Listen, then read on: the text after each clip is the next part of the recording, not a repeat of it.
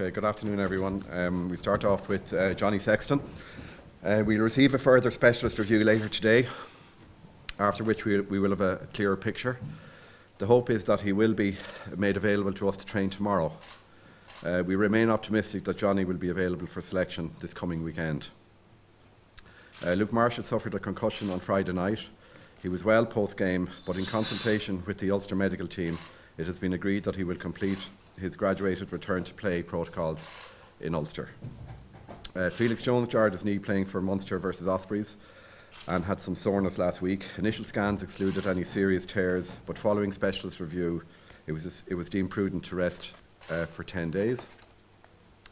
Tommy Bowe played 40 minutes versus the Dragons, and thankfully he had no adverse reaction after the game and will continue his training and return to full fitness this week in Ulster. Luke Fitzgerald suffered a minor setback last week. It was felt prudent not to risk him on Saturday. He's undergoing some further tests today and we will review his progress. Andrew Trimble took a direct blow to his knee during training in Belfast last week. He has recovered and will train fully this week. Peter O'Mahony had a hamstring strain which was recovered very well. He will perform running drills today, and provided he comes through that satisfactorily, he will train tomorrow. Marty Moore had a number of bangs during the game versus Glasgow on Saturday night, but has recovered well and again will train fully this week.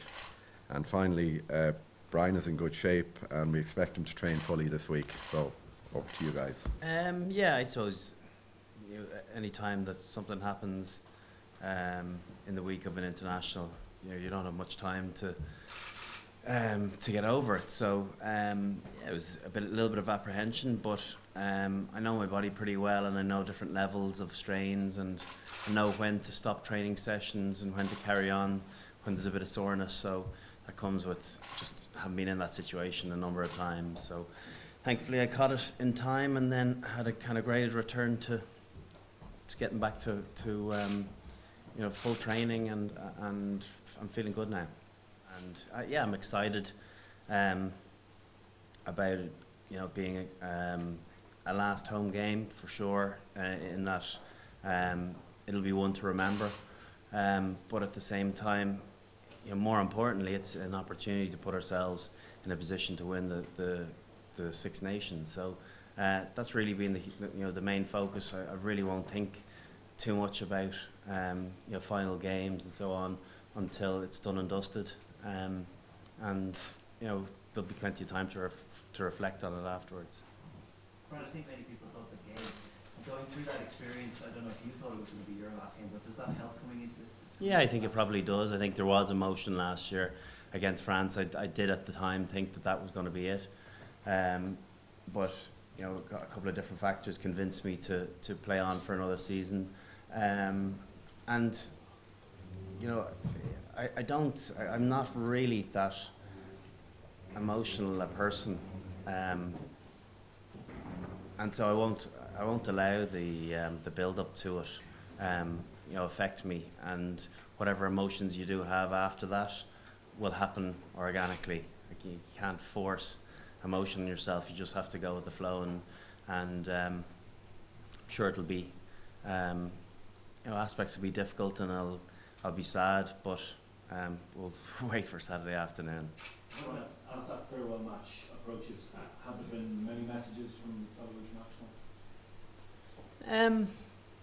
Not really. I think people are probably sick and tired of hearing and reading stuff, so they don't need to be adding to it. But I've obviously seen a few nice things, just a couple of articles and ex-teammates saying nice things, not directly to me. So it's easier talking to a third party than talking directly to the source. But it's I'm sure I've got a nice tweet from George Gregan congratulating me on equaling his record, and yeah, people have been lovely over the last while, and it's just want to be able to go out on a high, and that's the big thing. That's the big focus.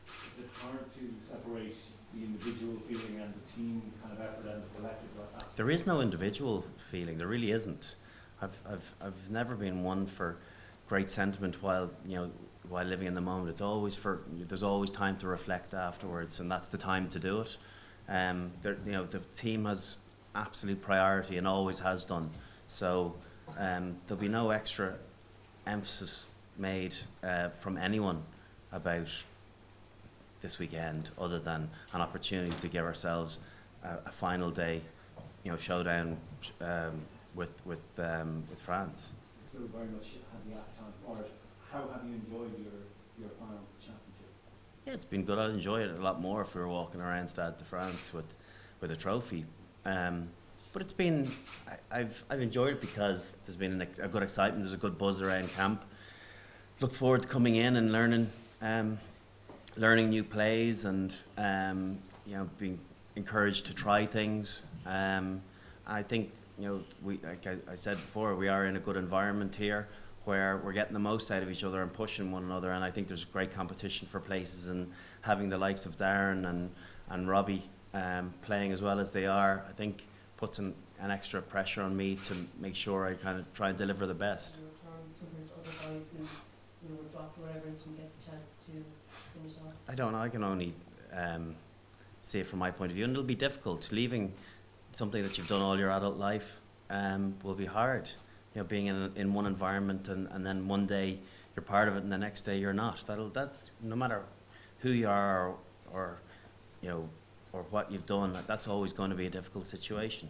But it is fortunate that I have been able to call it on my terms, that I see it being time to move on to pastures new, and I suppose not many people do get to do that, so I'm thankful for that.